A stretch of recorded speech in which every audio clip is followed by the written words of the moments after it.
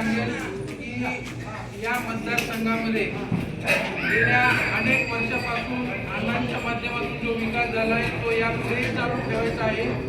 त्यासाठी देशात नरेंद्र मोदीजींच्या मार्गदर्शनाखाली राज्यात महायुतीच्या सरकारने केलेल्या कामं यापुढे चालू ठेवण्यासाठी अण्णांनी या मतदारसंघात कोविडच्या काळात असेल आणि इतर वेळेला ज्या वेळेला कुणाचं सुख येईल दुःख येईल त्यावेळेला अण्णा मदतीला धावून येतात।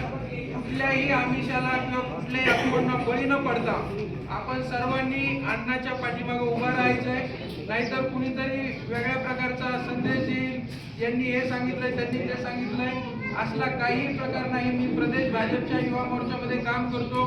भारतीय जनता पार्टी आणि आपण सर्व आरती पाटोदा शिरूरच्या उमेदवाराच्या पाठीमागं पूर्ण एकजुटीने राहू आणि अण्णांचा 20 तारखेला मतदान करून 23 तारखेला विजयी सभेसाठी आपण सगळ्यांनी परत जमू।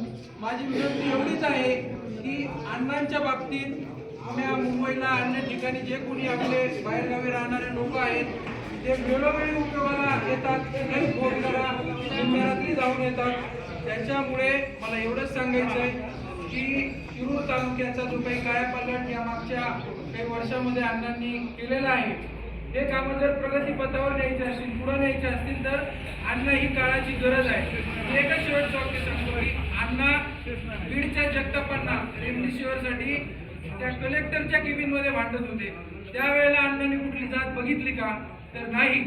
माझी एकच विनंती आहे की कुठला तरी वाद पेटवायचा मागं काय झालं कुठं काय झालं हे करून राजकारणात पोळी भाजवण्याचं काम या ठिकाणी विरोधक करतायत। माझी या ठिकाणी विनंती आहे की 20 तारखेला अण्णांना आपल्याला विजयी करायचं आहे। कमळाच्या बटणावर आपण सर्वांनी मतदान करायचं आहे आणि या विजयाचा एक सहभागी म्हणून आपण अण्णांना भरघोस मताने शिरूर तालुक्यातून भेट देऊ असं अण्णांना आपण शब्द देवाने थांबतो। धन्यवाद। जय हिंद। अण्णा बोलण्यापूर्वी एक ग्रामस्थ जीवदरी छोटासा सत्कार